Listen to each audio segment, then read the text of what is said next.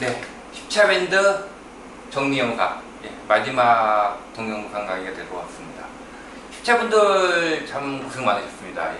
일단 끝날 때쯤 다시 인사하기로 하고, 제가 뭘 해드릴까 생각을 하다가, 원래는 현재 시기에 이해, 건사형 걸 갖다 계속 더 할까 하다가, 그거 한번 하는 것보다도 일단 정리 한번 해드리는 게 마지막 영상이니까, 어차피 다음에 제 밴드 들어오실지 안 들어오실지 모르니까 나가시는 김에, 지금 최근에 규제에 대해서 많이 나오고 있죠. 규제가 곧 나온다 하고 있기 때문에 이 규제하는 것이 어떤 것이고 정부 정책이 어떤 식으로 작용을 하는 것인지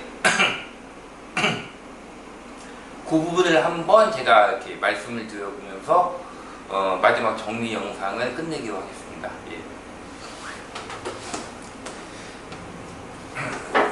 10차분들 같은 경우에 굉장히 질문 수준도 높고 시장이 상당히 지금 지속이 된 상태이기 때문에 경험도 많이 쌓여 있으신데 그럼에도 불구하고 아직 부족한 부분이 좀 있어요.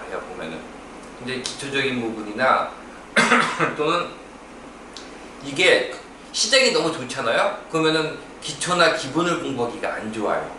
왜냐면 당장 돈을 벌어야 되니까. 그 부분에 조금 미흡한 부분이 보이는 게 조금 아쉽기는 한데 그런 부분이 여러분들이 투자를 하시면서 계속 보충해 나가셔야 돼요. 투자 길게 하시려면 그런 게 필요합니다. 장이 좋을 때는 당장 투자처를 찾는 게 더 급선무고 더 먼저 저 눈에 보여요. 사실 그게 맞고요. 공부 다 하고 들어가기 너무 늦으니까 그건 충분히 이해를 하는데 그럼에도 불구하고 틈틈이 기초나 기본적인 부분을 갖다 자기가 투자에 대한 자기의 가치관 이런 걸 다 쌓아 두셔야 돼요. 그래야지 오랫동안 투자하실 때는 그걸 가지고 버텨나가는 거예요. 자, 이번 지금 규제가 나온다고 하고 몇 가지 얘기들이 나오고 있는데 여러분들 한번 이번 장 스타트인 2012년 말 2013년부터 생각을 해보자고요. 제가 그 외에도 올렸던 거지만 좀 더 그건 아무래도 한계가 있기 때문에 좀 더 연속적으로 제가 설명을 해드릴게요.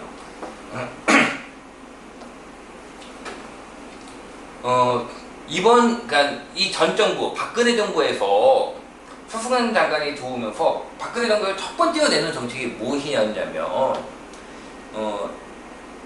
서승환 장관 들어오고 계속 정책을 내는데 거의 처음 놓여져 있던 것들이 있어요. 어떤 식으로 놓여져 있었냐면, 첫 번째가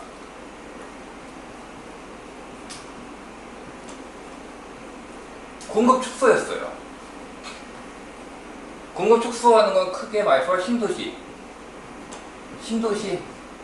택지 이게 두 개를 안 하는 거예요.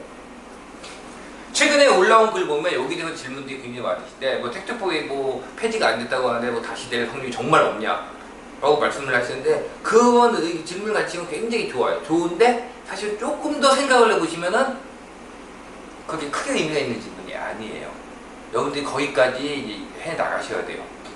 당장 얼마나 적정한 질문을 하느냐도 중요하지만 전체 시장 안에만 그 질문들이 다 유기적으로 연결이 돼야 돼요. 왜 그게 그렇게 큰 의미가 있는 질문이 아닌지 제가 조금 이따 다시 설명드리겠습니다.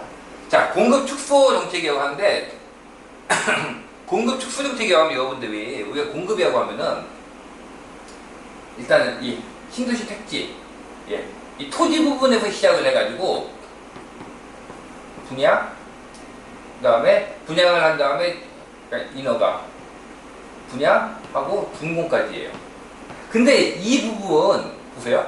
인허가 이후에 이 부분은요 정부가 관여하기가 굉장히 힘들어요. 이거는 굉장히 힘들다고요.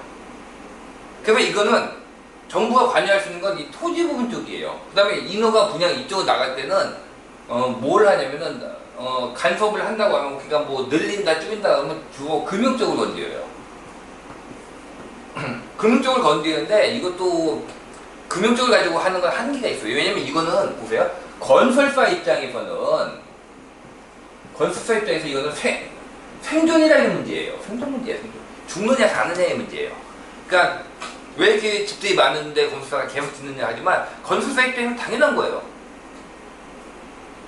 이거는 생존 문제예요. 그러니까 우리나라에서 쌀이 많아서 쌀값이 떨어진다. 한다고 농부들에게 쌀농사 짓지 말라고 권유를 할 수는 있지만 강제로 짓지 못하기는 못해요. 왜냐면 그분들은 생존의 문제니까. 이건 어떻게 그런 식으로 간섭을 할 수 있는 분이 아니에요. 그래서 어떤 식으로 했냐면 공급축소자가 끌어내기 위해서 2012년부터였을 거예요. 2012년 말. 이 정도부터 뭘 했냐면 LH 때예요. LH 때여가지고 LH가 부채가 많다.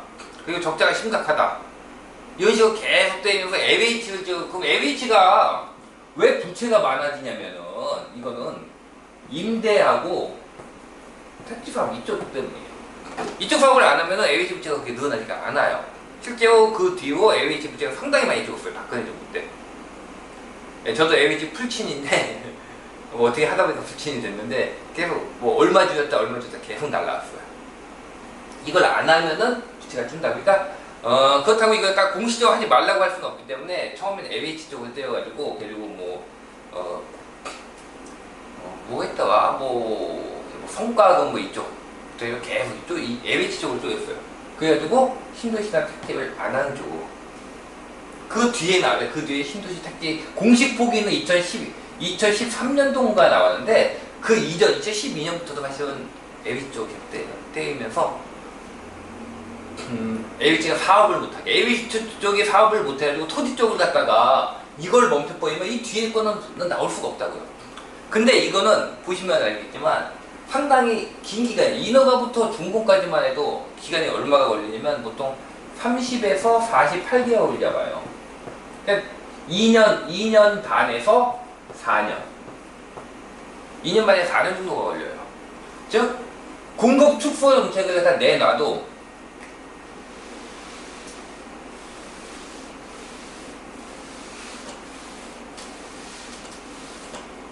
이것이 실제 시장에 영향을 미칠 때는 얼마가 걸리냐면 대강 3년이 걸린다는 뜻이에요.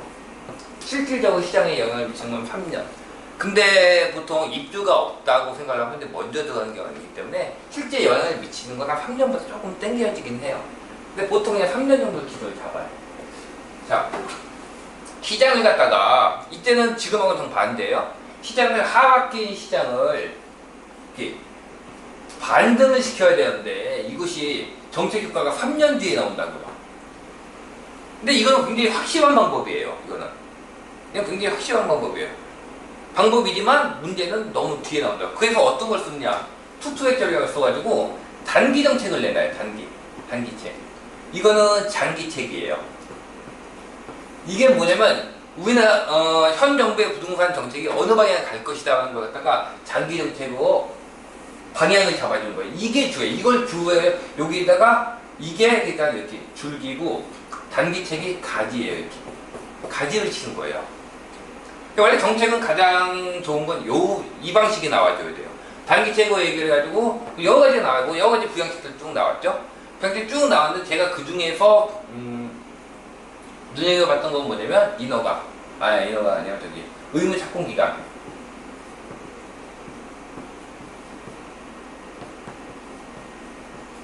의무 착공 기간이 1년이 연장이 됐어요. 그 뒤에 그 다음 해인가에 다시 2년인가가 연장이 돼요. 그리고 지금 5년인가 될 거예요. 뭐 제가 연수까지는 잘 못해요. 예. 건설하는 사람은 아니기 때문에 이렇게 의무 착공 기간이 연장이 되는데 무슨 얘기냐면 건설사가 건물을 시장이 안 좋으면 여러분 시장이 안 좋으면 건설사가 건물 안 짓죠. 분양을 안 하고 있다고요. 안 하는데 이게 의무 착공 기간이 있어요. 어느 정도 기간이 되면 공사에 들어가줘야 돼요. 안 들어갈 수가 없다고요. 근데 이 기간을 갖다가 1년을 연장을 시켰어요.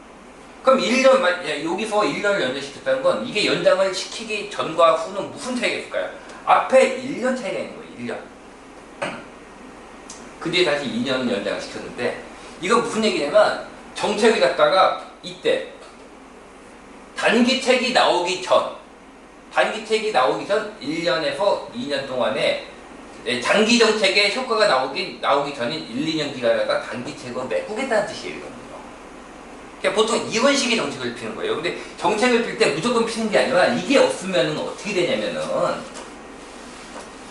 자 여기서 이게 빠졌다고 봅시다.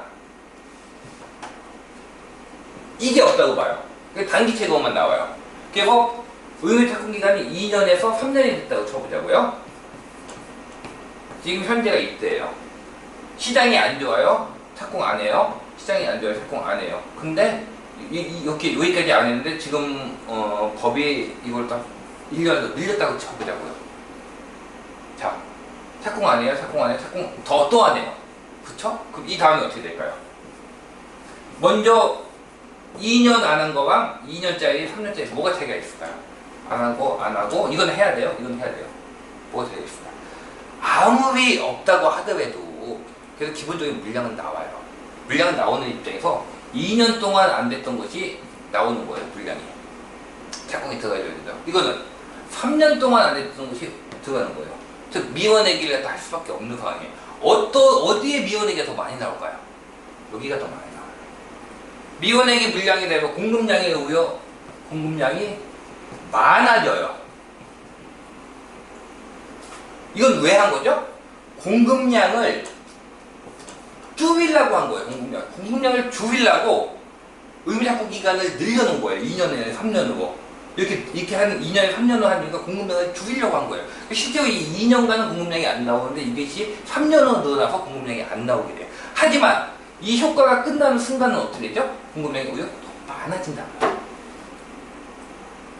그럼 사람들이 이렇게 되고 자, 공급량이 더 많아진다는 걸 안다면 어떻게 될까요? 이때는 오히려 이것이 부양책이었는데 규제책 역할을 해버린다고요. 그러면은 어떻게 해야 되느냐? 이 정부가 내놓는 정책이라는 것이 대부분 이래요. 그러니까 여러분들이 아무리 강한 규제책이 나오더라도 그 규제책이라는 건 대부분 효과가 발휘하는 기간이 있어요. 영원히 효과를 발휘하는 규제책은 없어요. 항상 효과를 발휘하는 기간이 있어요. 왜냐면 이걸 너무 길게 끌고 가면 시장의 추세하고 너무 어긋나요. 그럼 이거 끌고 가기가 굉장히 힘들어져요. 부작용이 너무 커져요. 그렇기 때문에 이건 다 효과를 나타내는 정책이라는 거는 다 정책 효과가 나타내는 기간이 있는 거예요. 그럼 뭘 어떻게 됐냐? 이 기간 동안 눌러놓고 자, 이 기간 동안 만약 시장을 약간 하락하다가 상승을 이끌어갈 것이라면 이 정책 효과가 나오는 1, 2년간을 갖다가 부양을 묶어놓고 실제 이 장기책은 이때부터 끌고 가는 거예요. 실제 뭐냐면 시장이 하락할 때 이때부터 시장을 끌고 갈 자신 있는 거예요. 자, 이 시기에 1년, 2년이면 확실한 정책을 내놔요. 2년 뒤에 확실하게 시장을 끌고 갈 수 있는 공급 축소책을 내놔요. 근데 이 2년 동안 어떻게 할까요? 이렇게 떨어지겠죠. 이걸 갖다 막고 싶은 거 아니에요. 그러면은 단기 정책도 1년, 2년간을 갖다가 부양을 시킨 거예요. 제가 그래서 말씀드린 생명 연장의 꿈, 단기 정책은 조금씩 이 시장을 어렵게도 끌고 나가서 이 선까지 끌고 가주는 거예요. 그러면 이때부터는 장기 정책 효과가 영향을 미쳐서 이렇게 돼가지고 사이클이 이렇게 펼치는 거예요. 부양에 성공을 하게 된다고요. 이거는 부양뿐만 아니라 시장을 갖다가 하향을 그러니까 누를 때 규제책을 쓸 때도 마찬가지예요.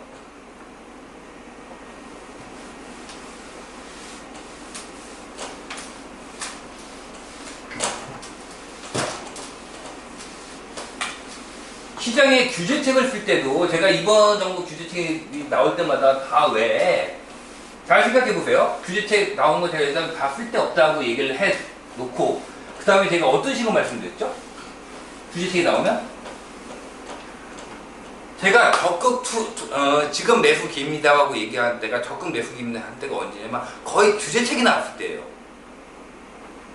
왜 규제책이 나왔을 때 제가 매수 기회라고 얘기를 했을까요? 규제책이 나오거나 이번 또는 시장의 외부 변수에 의해서 시장이 하락했을 때 제가 전부 다 매수 기회입니다 얘기한 이유가 무엇일까요?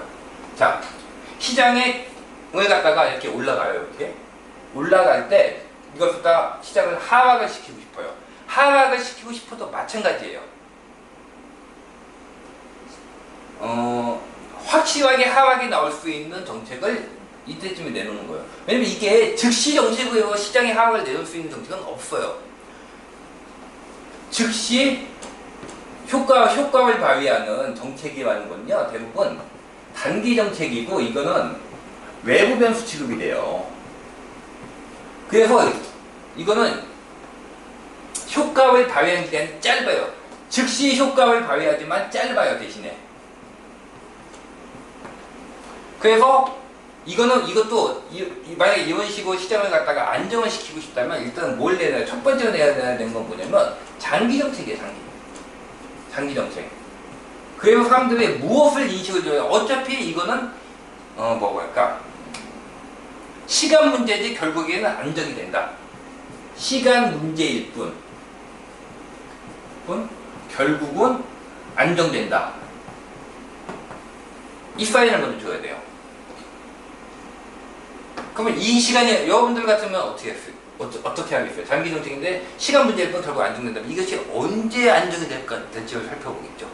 이것이 만약에 한 3년이나 걸리거나 2년이 걸린다면, 자, 이때부터 한 2년이 걸린다면, 좀 조마조마하니까 조금 더, 1년이 지난 다음에는 사람들이 매수를 안 들어갈 수도 있겠죠. 그리고 이 기간 동안에 매수하고, 그러면 초반에 왕창 들어가자고 생각을 할 거예요. 시간이 지나서, 시간이 얼마 안 남았어. 이 짧은 시간 안에 최대한 먹어야 돼. 라고 얘기를 할 거예요. 그때 뭘 내는 거냐면, 단기책으로 이때부터 단기 기간 동안을 갖다 이렇게 똑같이 단기책으로 시장을 갖다 시장 현재를 조절하는 거예요. 이렇게 시키는 거예요. 그래야지 시장이 이렇게 되고 결국은 이렇게 장기 정책으로 내려가는 걸 단기 정책으로 이렇게 해서 시장을 요 모양을 만들 수가 있는 거예요. 근데 현재 정책이 어떤 식으로 나왔냐면 이게 없다고 이게 없는 상황이에요. 이게 없는 상황이면 사람들이 어떻게 되냐면 결국은 알게 돼요. 단기 정책은 시장을 갖다가 누르지 못하는 걸 결국 알게 돼요. 투기 과열지구, 투기 구역, 조정지역 아무 내놓으라고 하세요. 아무 상관없어요. 뭐 보유세니 뭐니 정부세니 의미가 없어요. 그거 맞으신 분들은 아파요. 그게 적용되신 분들은 아플 뿐이지 시장 전체적으로 보면 아무 의미가 없어요. 그거는 의미가 없는 이유는 뭐 제가 여러 차례 말씀을 드렸지만 이게 수요 에너지라는 거 이것도 일종의 닫힌 게예요. 총량이 이 정도가 있는 거고요. 이 수요 에너지가 투자처에 이렇게 A, B, C, D, A, B, C, D 1대1 대응을 하는 관계인데 정부가 정책을 내놓는 건 다 어떤 식이냐면 이 중에서 투자처가 여기 A, B, C, D인데 A가 가장 핫해요. 이게 가장 핫해요. 이렇게 불났어요. 그러면 여길 갖다가 규제를 낼 거예요. 투자를 못하도록. 그럼 어떻게 될까요? 이 사람들이 A에 투자하는 사람들이 B로 간다고요.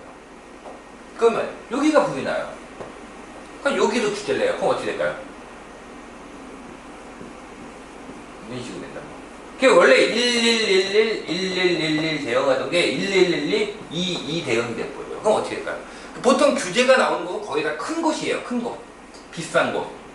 초반에 규제 나오면 다 비싼 곳이라고요. 이 비싼 곳, 큰 곳들을 규제를 해버리면 이 큰 곳에서 나온 큰 자금들이 작은 걸로 들어가면 이거는 매도가 하나의 매도 물량이 나오면 여기는 너댓 개의 매수가 나올 거예요. 더 될 수도 있어요. 그렇기 때문에 시장을 갖다 이 단기 정책까지 잡는 건 굉장히 힘들어요. 게다가 이것이 한 2번, 3번, 지금 벌써 이번 정책 나온다고 하지 벌써 한 3번째 돼요. 그럼 사람들이 이미 적응을 해요.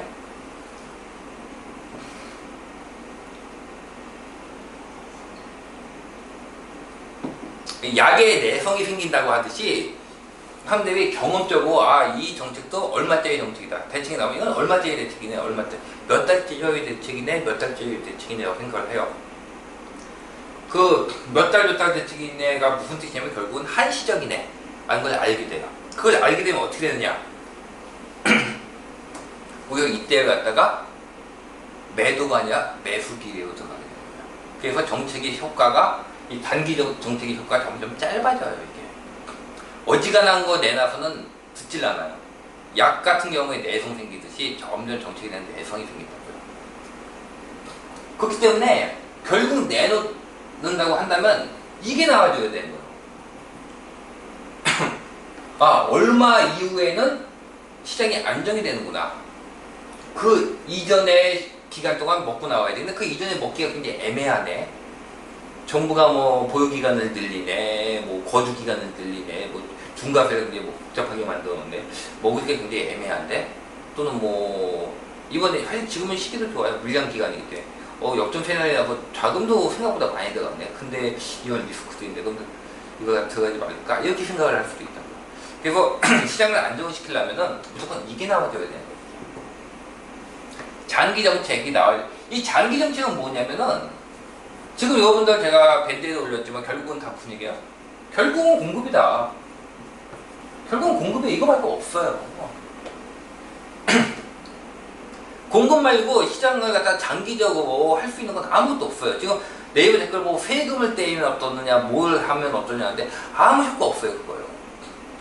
이거는 뭐라고 할까? 일종의 생존의 문제이기 때문에 돈이 아까워가지고 자기 생존을 포기를 하는 사람은 없어요. 이거는 실거주자에게 생존의 문제예요. 그리고 아직 시장 자체가 그렇게 확장이 된 상태가 아니기 때문에 이 상태면 어떠한 대책을 내놔도 의미가 없어요. 결국 무조건 뭐가 나요? 단기 대책이 나와요. 단기 대책. 단기 대책은 뭐냐? 공급책이에요. 그래서 제가 이번 장 시작하면서 말씀드린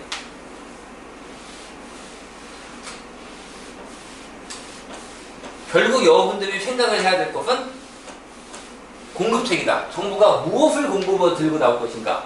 그게 결국은 이번 장의 흐름을 갖다 판가름을 하게 된다. 라고 제가 말씀드렸던 게 그런 이유예요. 그러니까. 자, 정부가 공급을 해야 된다고. 그럼 공급을 어떤 식으로 해야 되느냐. 자, 봅시다. 2013년 정도, 13년인가에 축소책이 나왔어요. 그러니까 택지 신도시. 그 뒤에 시장이 지금 쭉 올라가고 있어요. 쭉 올라가요. 올라가는데 제일 문제는 뭐냐면 자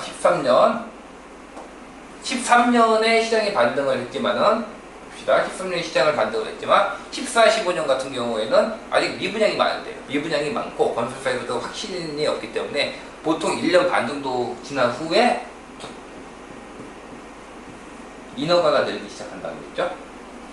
그럼 이것이 물량이 언제 나오냐면 보통 3년 정도 뒤, 2년 반에서 3년. 2017년 말부터 해서 시작을 하는데 결국 초기 물량이기 때문에 시장에 영향을 미치는 건 2018년도부터 15, 16, 17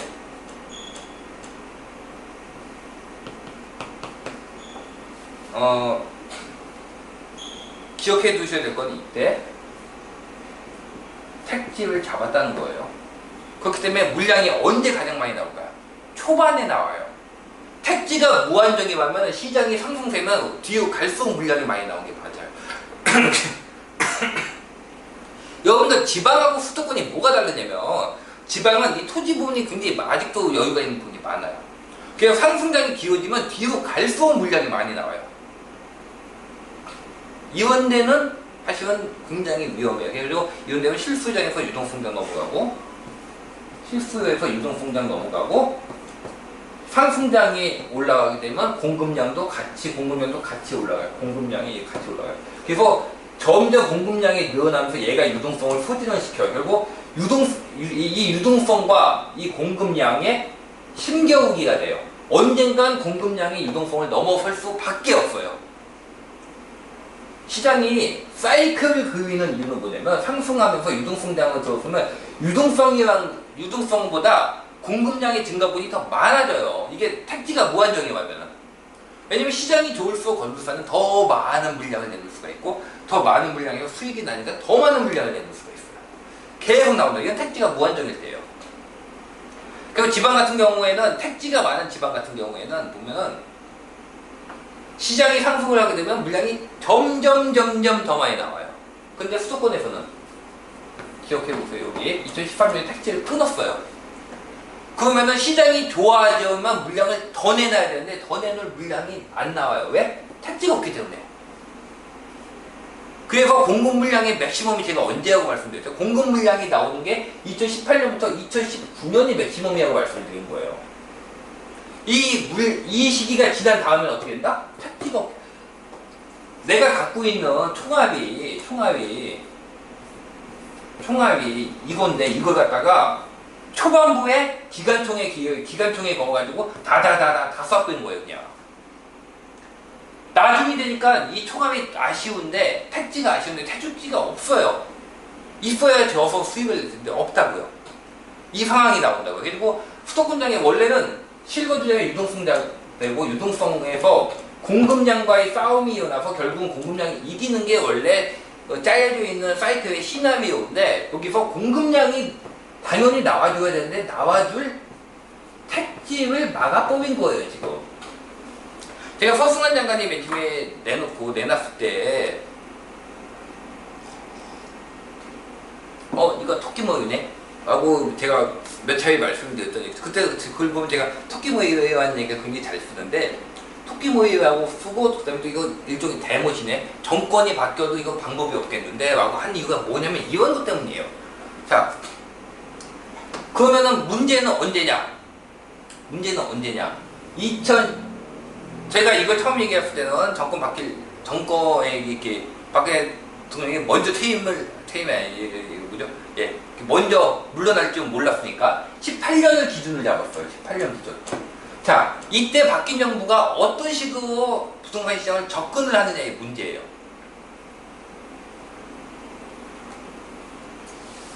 접근을 하느냐의 문제인데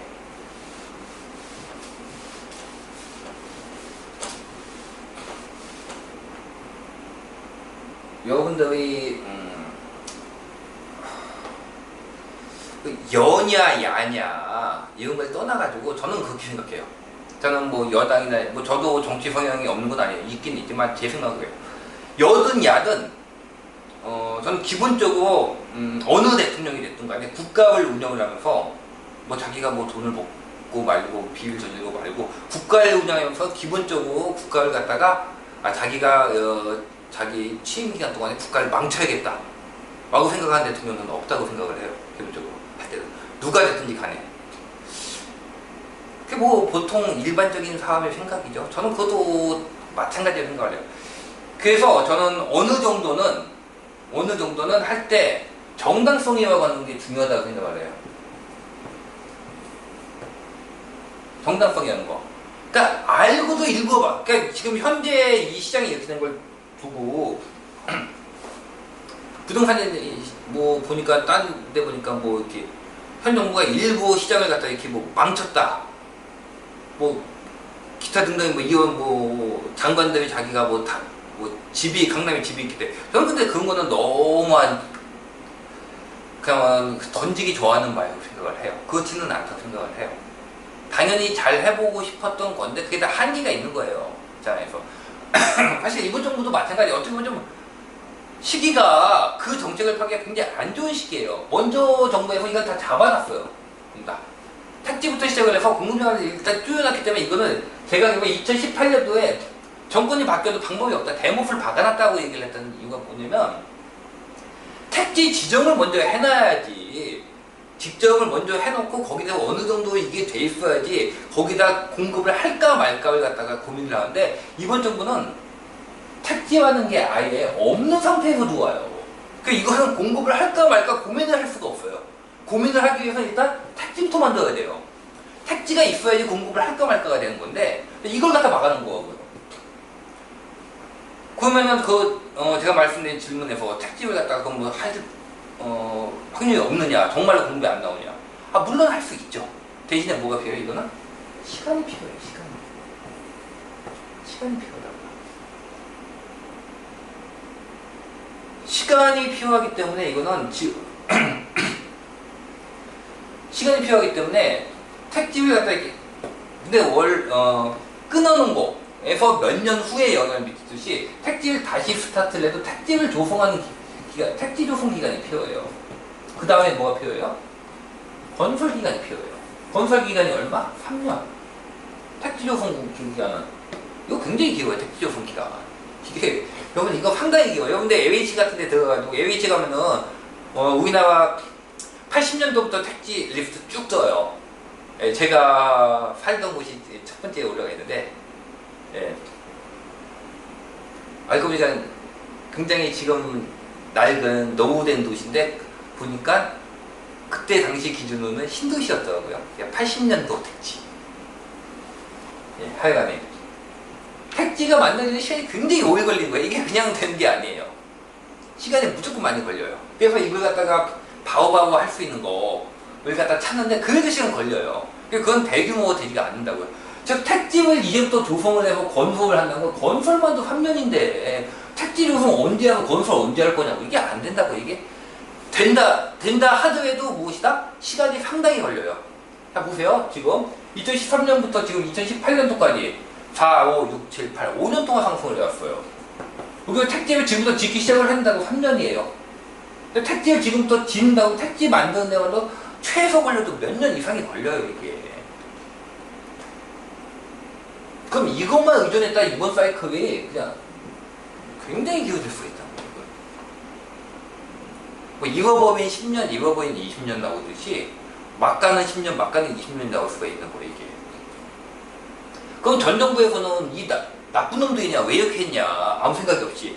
그게 아니라 전 정부도 나름대로 생각이 있었어요. 제가 늘 말씀드리지만, 제가 좀 전에도 말씀드렸지만, 어느 정부치고 국가를 망치려고 일부 하는 데는 저는 없다는 걸 해요. 다 자기 나름대로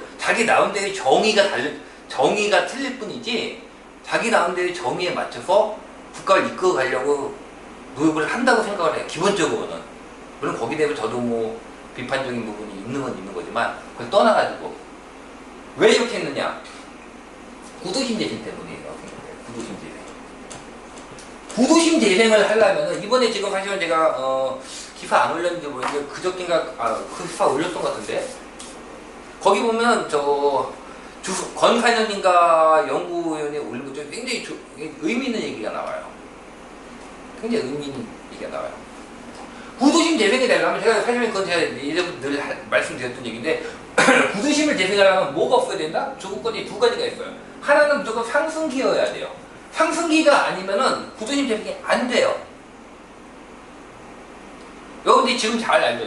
자, 구도심 재생 상승기 하니까 굉장히 거창해 들리는데 쉽게 얘기할게요. 가격이 오르지 않으면 재개발 재건축 안 돼요. 가격 하락 지역.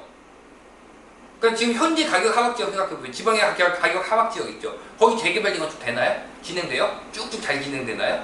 안 된다고. 다 멈춰요. 똑같은 거예요. 그냥 그 부분적인 걸 갖다 전체적으로 확장만 시켜 놓으시면 돼요. 상승기가 아니면 구도심 재생은 안 돼요. 왜? 개발성이 하락을 하기 때문에. 개발성이 하락을 하기 때문에. 이거는 우리에게는 무슨 뜻이 돼요? 개발성이 하락한다는 건? 내가 지분 가격이 하락을 한다는 얘기예요. 이거는 지금. 추가 분담금이 늘어난다는 얘기예요. 여러분들이 지금 재개발 재건축 투자를 하는데 거기 추가 분담금이 2억이 넣었어요. 그거 진행하시겠어요? 못해요. 그냥 딴 집을 사고 말지. 그렇잖아요. 근데 이게 하락기는 실제로 버거워집니다. 이 시험은. 하락기는 여러분 실제로 이 시험만 버거워져요.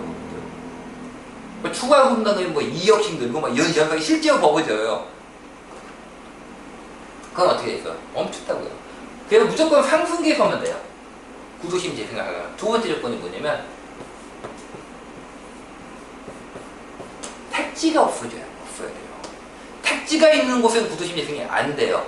이번에 제가 며칠 전에 제가 밴드 올려드렸는지 모르겠는데 그 건사년 그 의원이 올린 거에서 무슨 얘기가 있냐면은 어느 한 도시가 있는 상황에서 옆에서 신규 도시를 만든다고요. 그럼 이 사람들이 나간다고요. 그럼 여기는 빈집이 발생을 한다고요. 그쵸? 이 상황에서는 개발 동력이 발생을 하지가 않아요. 개발 동력이 발생을 하려면 이게 없어야 돼요. 이게 없어서 이게 구도심 자체가 상승을 하고 올라가고 이것의 개발 압력이 높아져야지만 구도심 재생이 가능한 거예요. 즉 수도권의 구도심 재생을 하기 위해서는 신규 택지와 신도시를 만들면 안 돼요. 그래서 신규 택지와 신도시를 막은 거라고요. 구도심 재생을 하기 위해서. 근데 이 구도심 재생은 모델이 무엇이었을까요? 대규모 재생이에요. 소규모 재생 가지고는 이거 못 맞춰요. 당연히 못 맞춰요. 당연히 대규모 재생입니다. 즉, 철거형이에요. 그러니까 박원순 시장님이 얘기하는 거, 원주민이 전부 다 들어온 상태고 도로 넓히고 하는 거 이거 같은 거 현지 계약형이고 이거는 전면 철거형이라고 생각하시면 돼요. 뭐 주거 재생 사업을 하더라도 전면 철거형 또는 재개발 재건축을 하더라도 다 미흡보이고 아파트 다시 짓는 거. 그러니까 이거는 대규모 철거형이라고 보셔야 되는 거예요. 근데 현 정부는 이게 부딪혀요. 이걸 두고 현 정부를 욕할 수는 없어요. 현 정부에 왜냐면 분명히 대규모 재개발을 하고 철거를 하게 되면 원주민의 정착률이 낮아지는 건 분명히 사실이에요. 재개발 같은 경우는 굉장히 낮아요. 재건축은 그나마 높은데 재개발은 상당히 낮은 건 사실이에요. 원주민들이 결국은 떠나는 거는 맞아요. 그리고 현 정부의 정체성 자체가 이 마을 뭐 이런 것들을 갖다 중시하는 거기 때문에 그건 어쩔 수 없어요. 그거 자체가 잘못된 게 아니에요. 그리고 그분들의 정체성이 이거예요. 이걸 두고 욕을 할 수 있는 건 아니에요. 단지 뭐냐 현 정부 과거 정부가 만들었던 이거하고 현 정부 이거 부딪히는 거예요. 이걸 받아들일 수가 없는 거예요. 이걸 받아들이지 않고 구도심 재생을 하려고 하니 소규모로 해야 되는데 소규모로 이걸 갖다가 어떻게 맞추냐고요.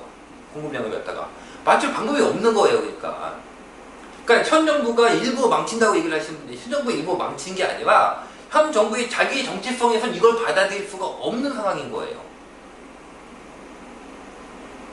여러분들의 이게 제가 계속 생존의 문제고 건설사가 짓는 게 생존의 문제고 여러분들이 가격이 하락을 하면 이것을 개발 사업을 진행을 못하는 것이 생존의 문제듯이 정치하는 분들에게 자기의 정치적 정체성이 건 마찬가지로 생존의 문제예요.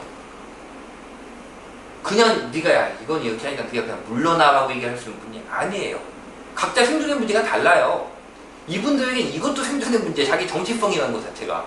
근데 그분들이 이걸 버리고 대규모 철거하고 다 이주민 이게 내고 다시 한다는 게 쉬운 일이 아니라는 거예요. 이건 굉장히 힘든 일이에요.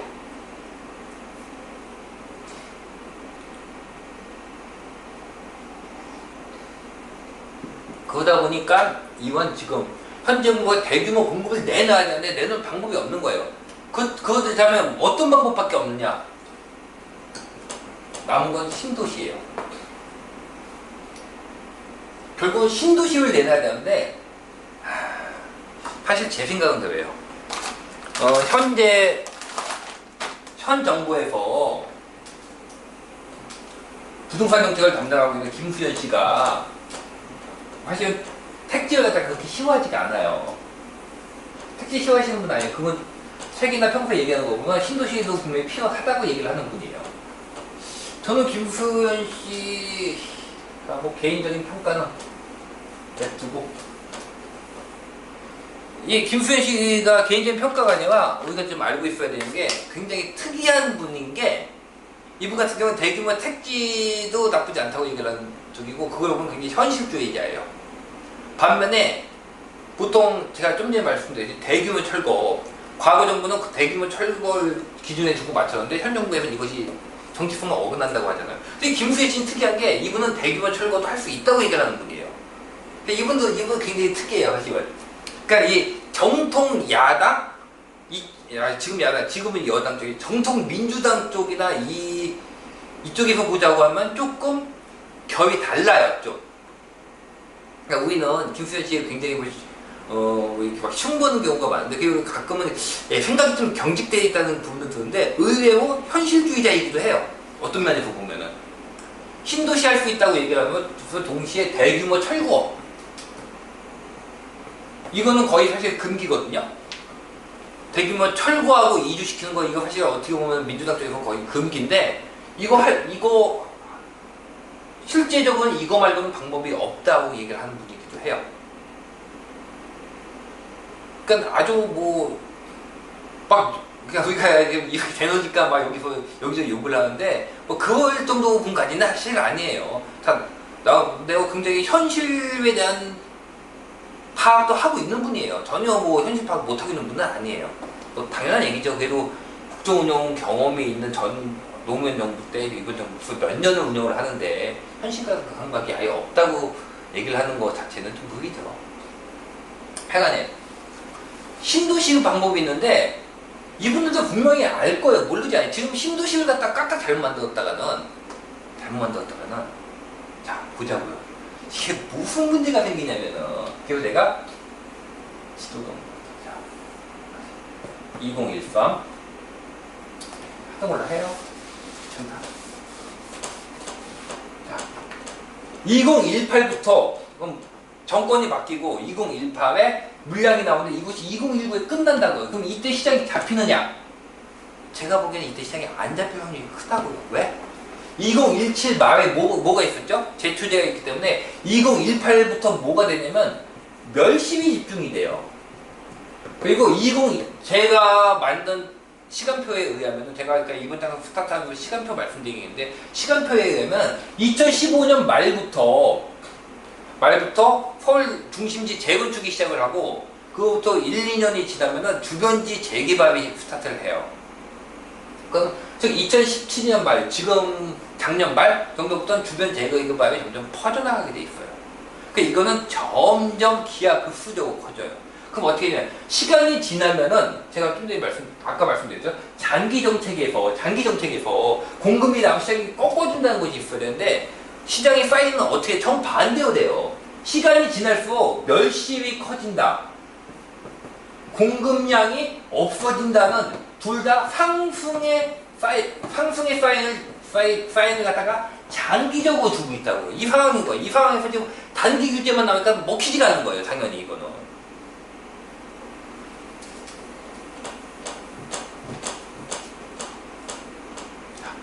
무슨 말씀인지 여기까지 이해가 가셨죠?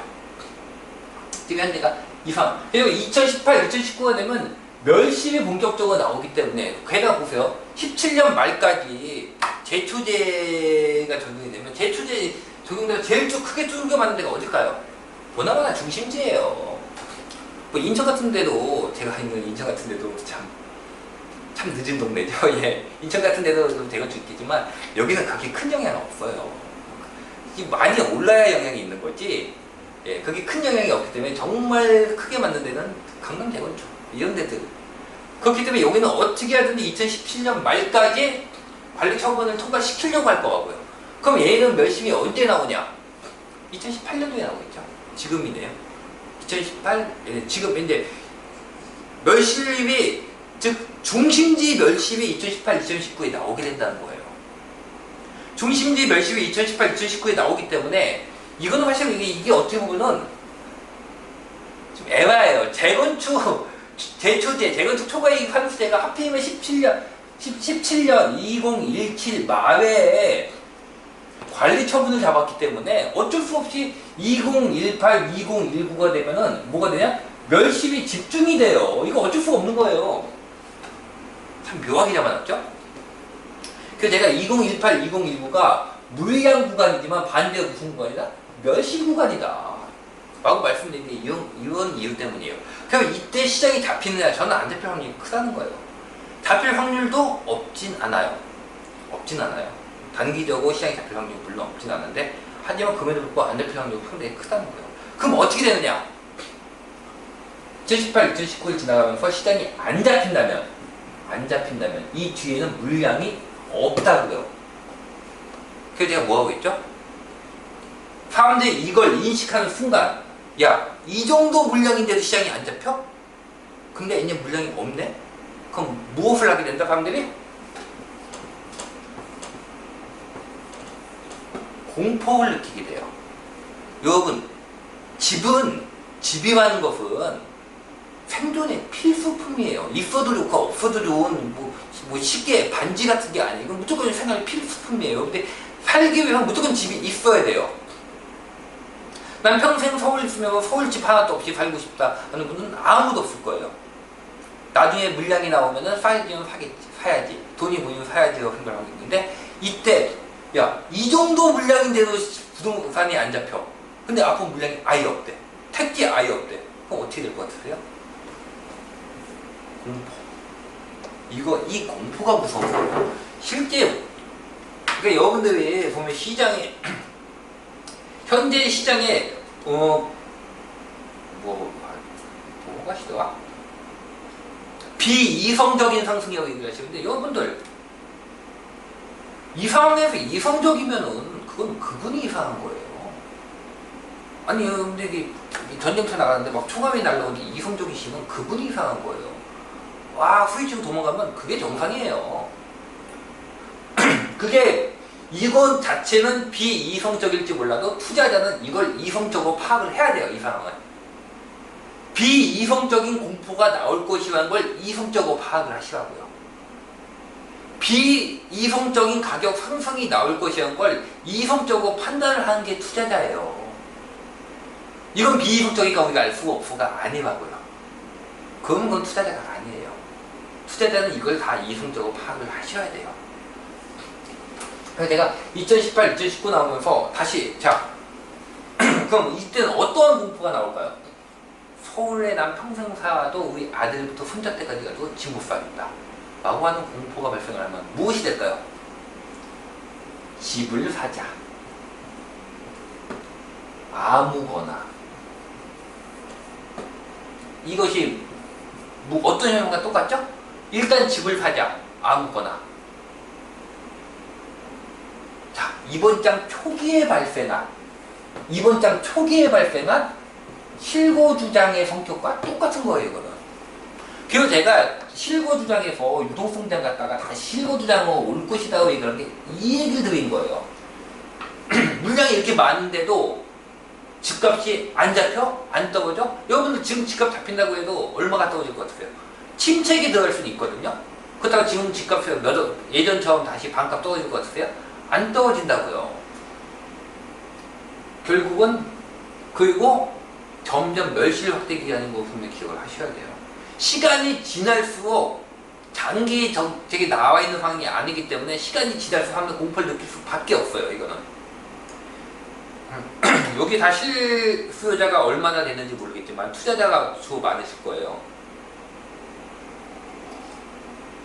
제밴드가 특징이 처음 오신 분들은 제밴드 보면 좀 어리둥절하실 수 있어요. 제밴드가 특징이 저거 되게 오랫동안 하신 분들이 많아요. 아기금 때부터 오신 분들은 거의 10년이에요.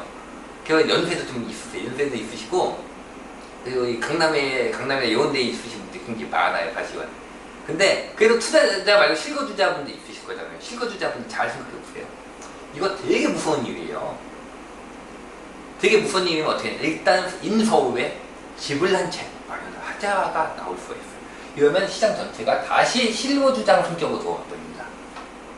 그래서 내가 유동성 양세, 실거주에서 유동성 양세에 들어갔다 다시 실거주 상태에 들어간다는 얘기가 그럼 전세 가격이 오른다는 얘기인가요? 라고 얘기하시는 분이 전세 가격 같은 경우는 물량이 나오는 동안은 그냥 물량과 무조건 반비례해요. 이거는 물량과 거의 반비례한다고 보시면 돼요.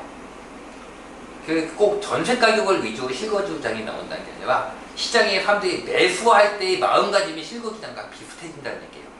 이게 점점 지날수록 어떻게 된다? 야, 난 이제 서울에 신축을 못 사나봐. 서울 중심부에 신축을 못 사나봐.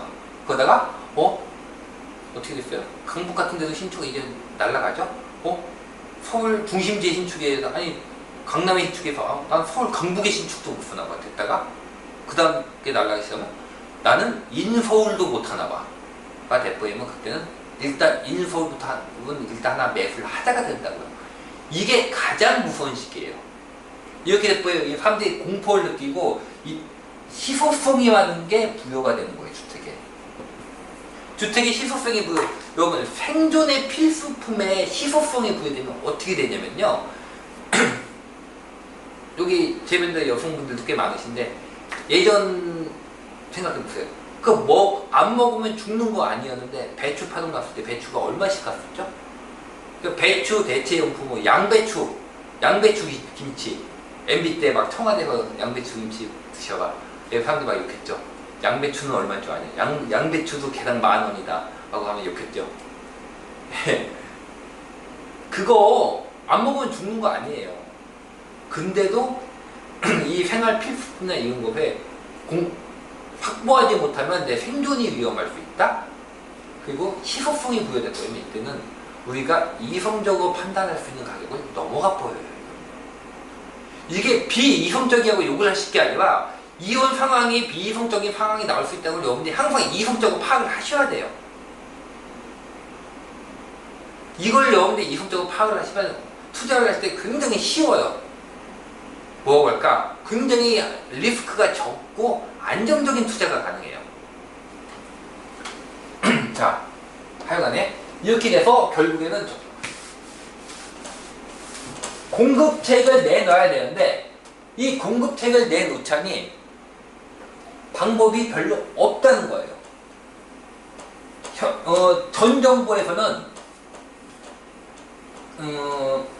전 정부는 대규모의 구조심 재생을 염두에 두고 막 이 판을 짜온 거예요, 지금. 이 판을 짜온 이유가 구조심의 재생, 대규모의 재생을 염두에 두고 판을 짜왔는데 현 정부에서는 그걸 받아들이기가 굉장히 힘들어요. 굉장히 힘들어요. 이게 힘든 게 당연해요. 왜냐?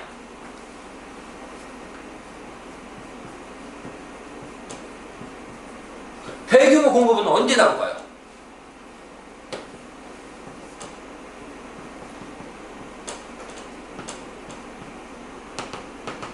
공급층 마음이에요. 공급층 마음이 언제 움직일까요? 공급하기 좋을 때. 자, 이 사람들 사업을 하는 분들이 공급을 하기 좋다는 게 무슨 뜻일까요? 수익을 줄 때. 전 정부의 정책이 여러분 잘 보시면 그래서 공급책이 전부 다 누구 위주예요? 공급자. 건설사에게 수익을 주게 짜 있어요. 여러분들이 이걸 욕을 하시는데 건설사에게 수익을 주지 않으면 건설사가 공급을 왜 합니까? 대규모 공급을 만들어내려면 건설사에게 수익을 갖다가 줘야 돼요. 야, 너 하나도 안 남지만은 우리나라에 주택이 없으니까 네가 희생한 마음으로 주택을 쳐. 이건 배임이에요. 수익에 의해 움직이는 곳은 수익을 줘야 되는 거예요. 그리고 전 정부의 뉴스테이 등을 보면 다 어때요? 건설사에게 수익을 주게 짜 있다고요. 그래서 건설사가 대규모 공급을 하죠. 구도심 재생을 갖다가 근데 이건 잘 보세요. 이번 정부에서도 저는 이거 써먹을 확률이 굉장히 크다고 봐요. 아직까지도. 구도심 재생을 하는데 물량을 갖다 늘려버리는 거예요. 물량을 늘릴 거예요. 용적률을 높여주듯이 하면서 물량을 늘리고 이걸 갖다가 기업에서 민간 임대료 돌리게 해서 기업에는 수익을 돋보이고 시장에는 공급량을 맞춰 보이는 방법이에요.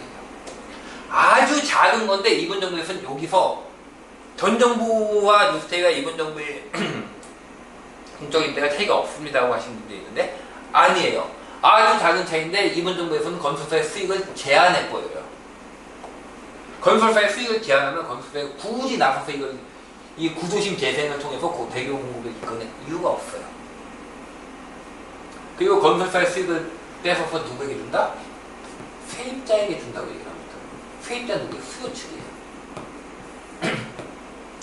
아니 수요 측 에너지 갖다 올려서 지금 수요 측 에너지를 올려가지고 공급 문제가 해결되나요? 수요 측 에너지는 눌러줘야죠. 수요 측 에너지 눌러줘야지. 공급량이 적을 때는 수요 측 에너지도 눌러줘야 되는 거예요. 즉 전세대출 같은 것도 눌러줘야 되는 거예요. 공급이 약하니까 수요도 눌러줘야지. 전세대출 눌러주면 어떻게 될까요? 그럼 공급 문제 해결되냐고요? 해결 요만큼 됩니다. 어떻게? 세입자들이 어디로 갈까요? 전세자가 대출이 안 나오니까. 빌라, 소형. 빌라는 초소형으로 들어가겠죠. 그러면은 공급 문제가 해결이 어느 정도 돼요. 왜냐? 지금 빌라는 공실이 쭉 깔려 있거든요. 빌라는 공실이 많아요. 지금 아파트 얻는 분들이 빌라하고 만약에 전세가 들어가게 되면요. 지금 같은 공급난 발생하지 않아요. 근데 이게 불가능하죠.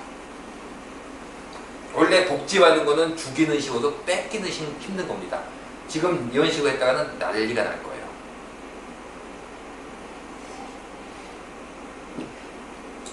그래서 먼저 정부가 따는 건 이번 판이었는데 이 판이 지금 흔들렸다고요.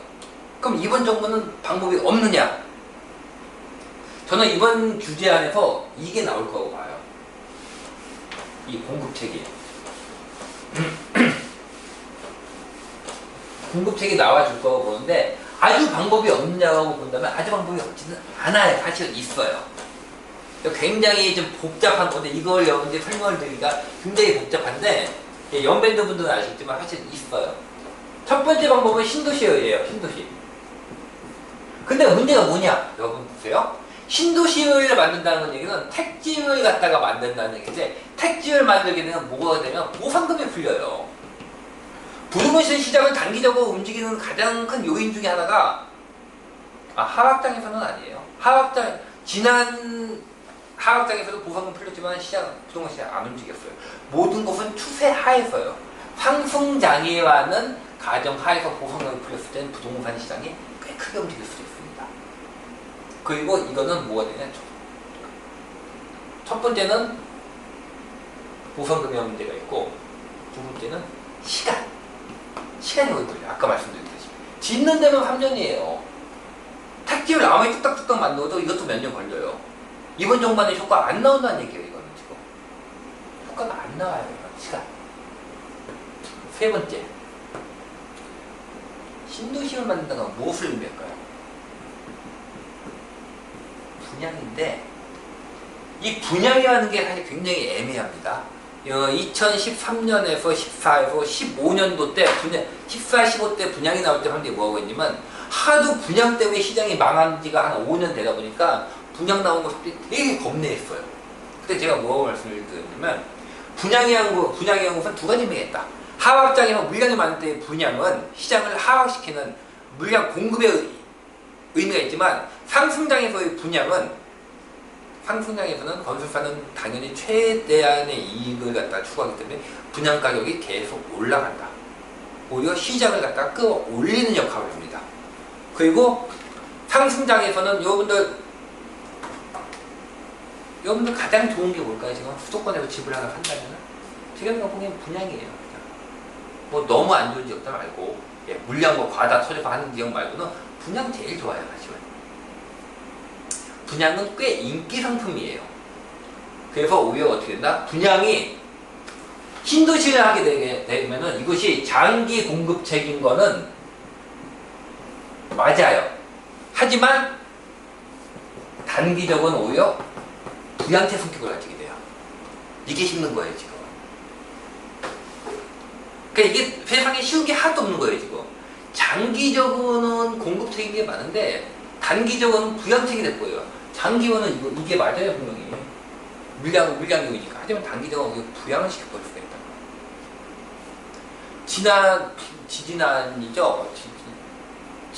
지난이죠. 예.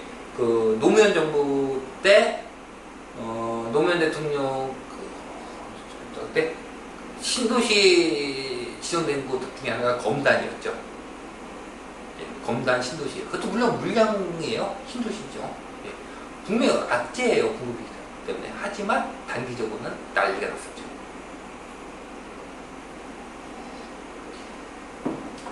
이런 게 있는 거예요. 그게 힘들어요, 사실. 여러분, 부동산 정책은 정답이 없어요. 되게 힘들어요. 되게 힘든 거예요. 이게 여러분들이, 그냥 저도 마찬가지고, 뒤에 구경하며 비판하는 입장이니까 비판을 하는 거지, 당장 누가 저한테 너 해봐. 못해요. 이거 정말 힘들어. 이건 어떻게 해도 욕먹어요. 그리고 무조건 해도 욕먹고, 안 해도 욕먹고, 잘해도 욕먹고, 잘 못하면 더 욕먹고. 그렇기 때문에 이게 사실은 쉽지가 않아요. 그리고 가장 큰 문제는 마지막 네 번째는 뭐냐면 구도심 재생을 해친다는 거예요. 이게 가장 큰 문제는. 이거는 국가라는 측면에서 이건 굉장히 큰 구도심 슬럼화 이거 반드시 나와요. 보세요, 여러분은. 지금 지방에서 신주택지 계속 짓고 있죠. 하락하는 중에서. 이것의 부작용은 상당히 길게 갈 겁니다. 지방 인구가 부족한 상태이고 주택 보급률이 이미 9주택 보급률로 하면 110, 120, 130% 가까이 되는 상태이고 신주택지 계속 만들고 있어요. 이거는 구도심 슬럼화 또는 신도시가 나이를 먹었을 때는 신도시의 유형도시와 둘 중에 하나는 반드시 나올 수밖에 없어요. 국가적으로 굉장히 큰 손해예요, 사실은. 수도권에서 이렇게 하고 싶지는 않을 거예요. 현 정권 하에서 부동산 시장을 가격을 갖다 막고 싶은 마음은 있겠지만 크게 봤을 때 이것이 잘못된 것이라는 알고 있을 거예요. 처음에도 말씀드렸죠? 전 어느 정도도 국가가 하는 것을 망치기 위해서 하는 정도는 없다고 생각을 해요. 구도심이 재생이 불가능해지고 이것이 올바르지 않은 방향이라는 것이 사실은 명분. 제가 동철 쪽 공부한 다음에 이 명분 되게 중시해요. 명분이 없다는 거예요. 명분이 없다는 거예요. 명분이 있고 없고는 실질적으로는 차이가 없을지 몰라도 사실은 굉장히 의미가 있습니다. 명분이 있느냐 없느냐. 지금 신도시를 하면서 구도심 슬럼을 이끌어낸다고 이건 명분이 없어요. 사실. 그럼 어떤 식으로 하게 되냐.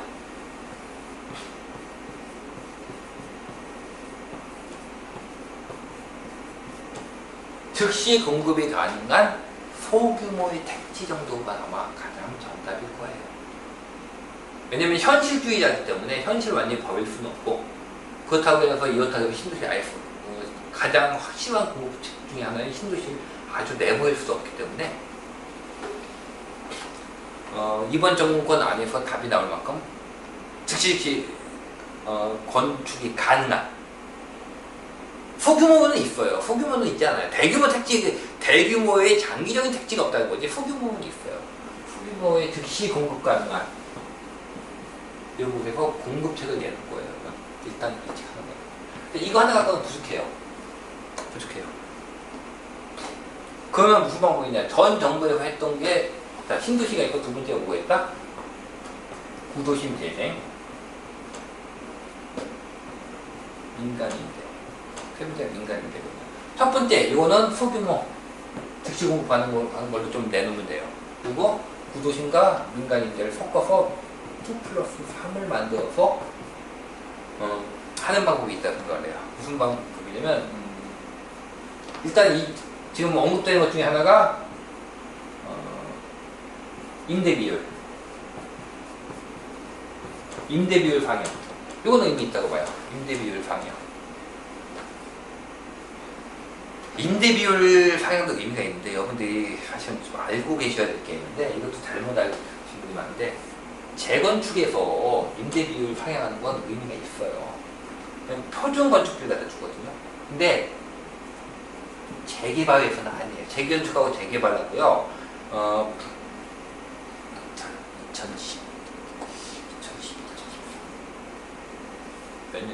2010년인가에 여러분들 이 단지를 지면서 임대를 짓잖아요. 임대. 얘는 17%였어요. 지금은 시도마다 다른데 이제 17%였고요. 질 때 이 임대는 공공에서 살아요. 공공에서 매입을 하는 거예요. 매입을 할 때 주는 비용이요. 재건축하고 재개발이 달라요. 재건축은 뭘 기준으로 하면 재건축은 토지 비용 빼고 표준 건축 비용을 줘요. 재개발은 토지 비용이 지불해요. 재개발 같은 경우에 이렇게 재개발에서 나오는 이 임대 물량을 갖다가 매입을 하려면요, 이건 자금이 꽤 많이 필요해요. 자금이 꽤 많이 필요해요. 그래서 다시 돈 문제로 들어가요. 근데 현 정부에 뭘 하고 있죠?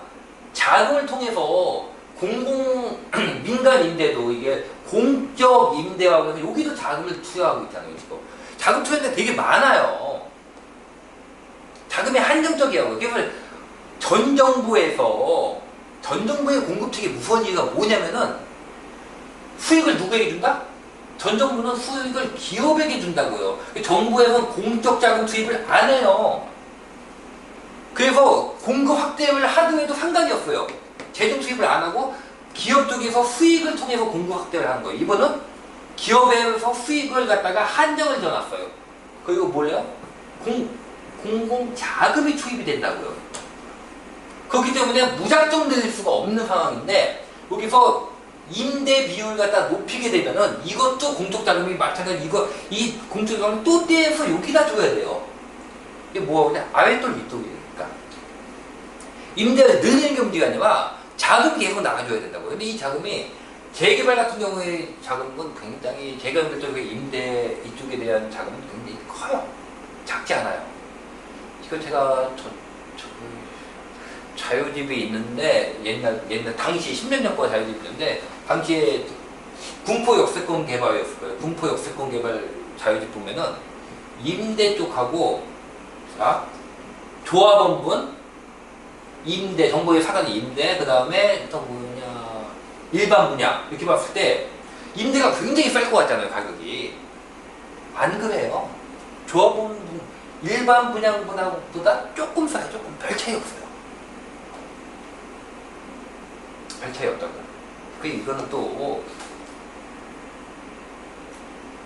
이거는 또 만들 수가 있어요. 여러분들 지금 재건축 초과이익 환수제 같은 거 하니까 비용 부분 늘리려고 만들잖아요. 마찬가지 이것도 만약에 이렇게 되면요 조합에 만들어요. 이것도 간평 금액을 올려 보여가지고 이 금액을 올려 보이면 돼요. 그럼 정부에서 타오는 돈이 커져요. 이거 예전에는 정부에서 안 사가고 뻗친 적도 있었는데 2010년인가에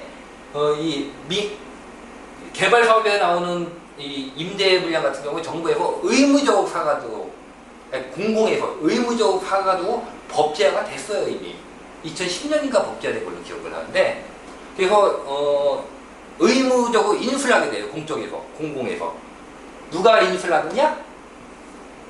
지자체가 인수를 하게 되어 있습니다. 1번 순위 2번 순위 LH 거예요. 근데 지자체가 이걸 인수할 돈이 있느냐? 우리나라의 지자체가 이걸 인수할 돈이 있는 사람은 없어요. 서울 정도나 조금 인수할까? 서울도 완전히 인수 못할 거야. 이거 돈 많이 들어요. 하는데 인수하는 게 쉬운 일이 아니에요. 임대 비율을 올리면 된다고 여러분들 쉽게 생각을 하는데 그게 쉬운 일이 아니에요. 그 또한 쉬운 일이 아니에요. 세상에 쉬운 거 하나도 없어요. 겉으로 보기엔 임대 비율을 올리면 돼 라고 얘기를 하겠지만 임대 비율을 올리면 그건 공짜로 짓나요? 누가 돈을 내야 사가죠. 그래서 지자체가 사가야 되는데 지자체는 어차피 못 사요. 돈이 없어요. 우리나라 지자체 재정 자격도 얼마나 된다고 지자체가 이걸 사가요. 결국은 정부가 사가야 되는데 LH와는 정부 쪽에 사가야 되는데 이것도 자금이 많이 든다고요. 많이 들어요. 그리고 여담이지만은 서울 쪽에서 이 비율도 올렸을 때 이걸 다시 한번 법제화, 다시 한번 못 박은 적이 있어요.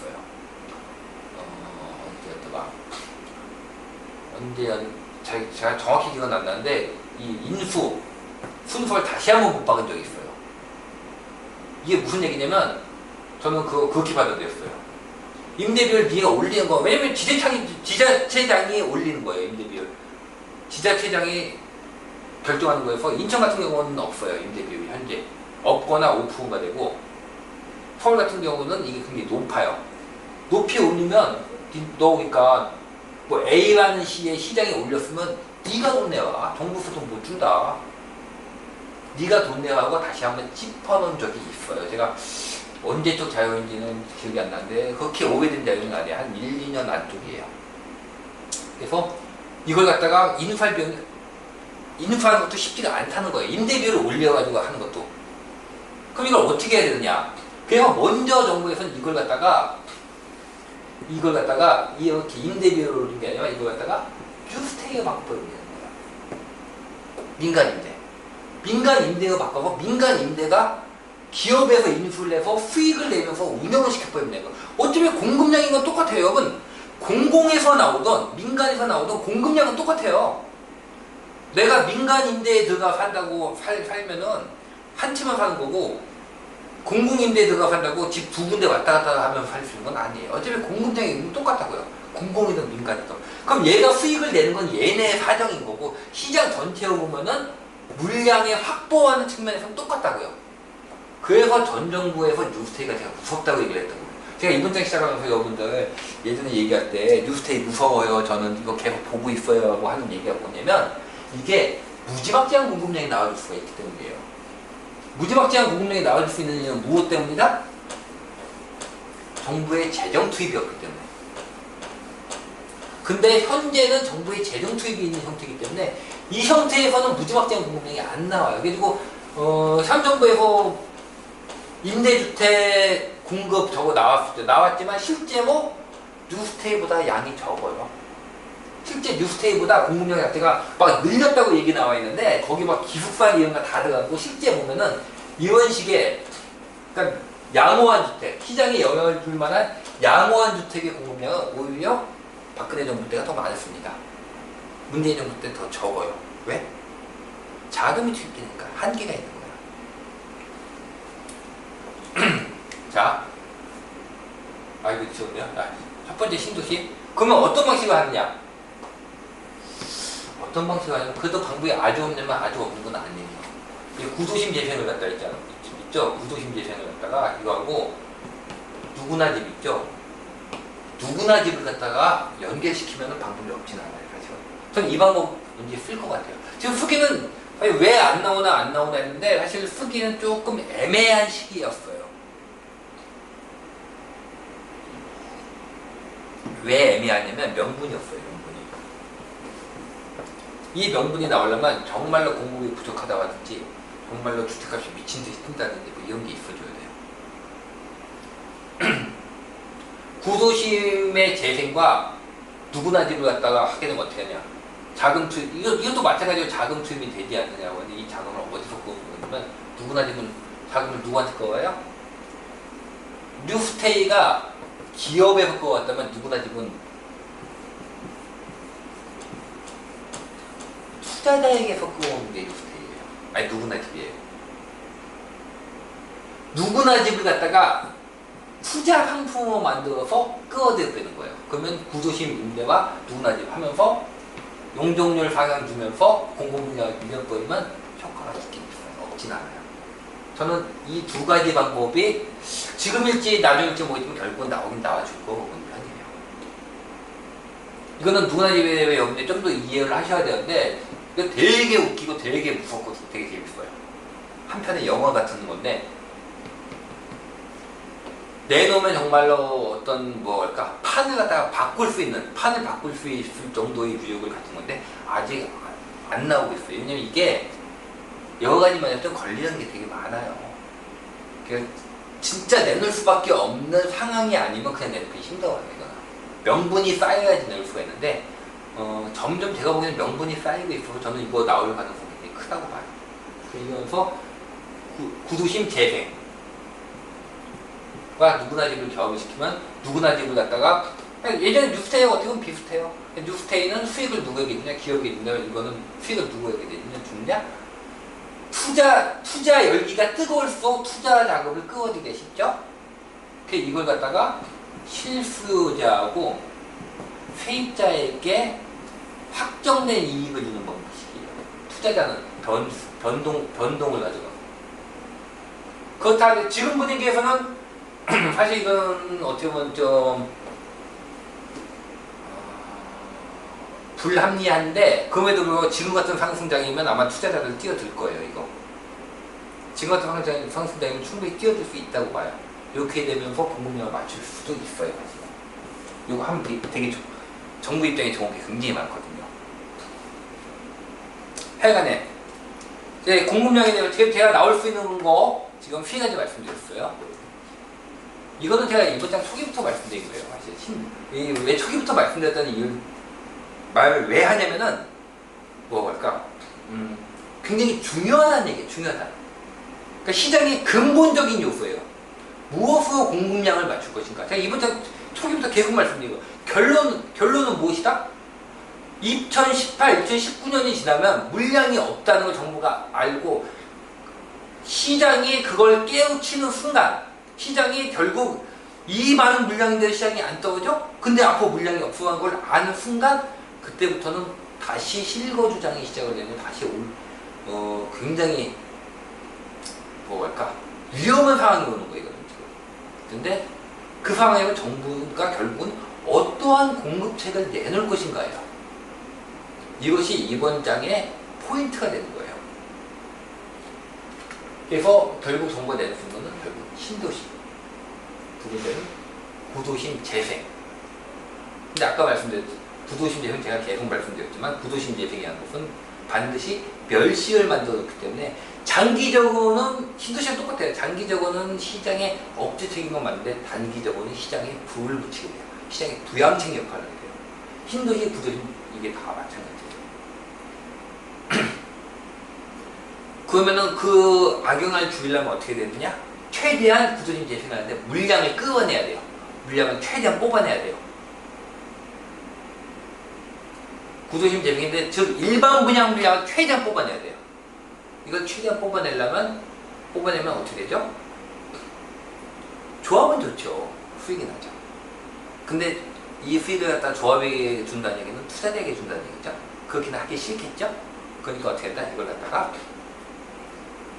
민간 공적 임대에다 줬거든요. 공적 임대에다 줘가지고 사회적 주체 등에게 이걸 갖다가 맡겨버리는 거예요. 그리고 그 수익을 실거주자와 세입자들에게 싼 임대료, 실거주자에게는 뭐 이렇게 그리고 나눠줘 버리는 거예요.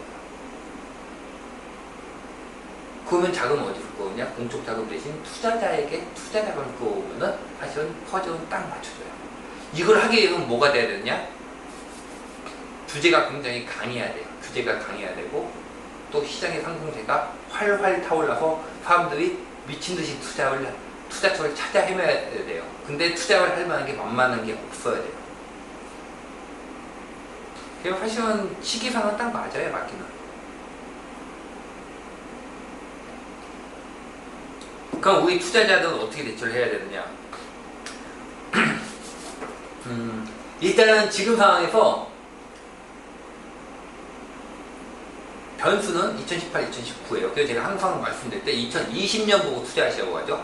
그 이전에 상승을 할 수도 있지만은 이거는 정부가 어떤 정책이 나오면은 우리가 전혀 생각지도 못했던 정책을 내놓으면 시장을 갖다가 몇 개월간 올릴 수 있는 충분히 있어요. 정부는.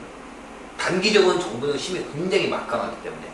그래서 항상 2020년 정도 보고 매입을 하시고 그 다음에 어떻게 될 수 있다? 이때부터는 주변지로 퍼질 수 있기 때문에 그리고 실수요장이 다시 들어올 수 있기 때문에 실수요장이 들어온다면 일단은 실거주성이 강한 곳 일단 서울 같은 곳 그래서 제가 여러분들이 갭 투자를 한다 하시더라도 어지간하면은 서울에다 하시고 하는 거 말씀드린 게 그런 이유 때문이에요. 실거주장이 다시 들어온다 하더라도 그리고 투자처 그러니까 이거는 다시 초반하고 비슷한 장이 갈 거예요. 가는데 단지 물량이 굉장히 많은 곳들 이런 곳들은 일단은 19년까지는 힘들다고 생각하세요. 일단 서울라인이나 이런 데들 일단 19년 말까지 힘들다고 생각을 하시고 투자는 일단 그리고 유동성 쪽은 뭐 늘 똑같은 얘기하는 것 같아요. 유동성 좀 맞춰주시고 자기 수준에 맞춰서 수도권 좀 매입 들어가시고 주변 지역 퍼져나갈 것인 재건축 재개발 들어가시고 재건축 재개발 같은 경우에 뭐 이원전 규제가 있지만 그거는 규제에 걸려서 투자를 못 하시는 분은 어쩔 수 없는 거예요. 그분들 빼고도 투자할 분은 얼마든지 많아요. 그렇기 때문에 그분들이 투자를 못한다고 해서 시장에 영향을 받는 건 아무것도 없어요. 자기 상황에 맞는 투자 쪽 들어가시고 가능하면은 보유하세요. 서울 쪽 보유하시고 기축 같은 경우 있잖아요. 기축 같은 경우 보유하세요. 그 다음에 서울과 연계된 지역들 있죠. 연관성 굉장히 큰 곳들의 기축 같은 경우 물량 구간이기 때문에 지금 서구라인 쪽 물량 구간이기 때문에 아마 가격이 힘을 못 받았을 거예요. 못 받았을 테지만 그래도 보유하시면은 2020년 보고 보유하시면 괜찮을 겁니다.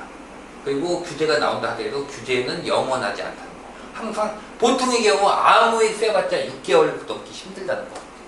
그리고 규제가 나오면 시장이 만약에 얼어붙는다면 그리고 혹시나 하락이 나온다면 단기적 부분적 하락이 나온다면 그 규제의 효과가 없어지는 순간 시장은 다시 추세를 따라 상승을 하기 때문에 매입 적기가 된다는 거예요.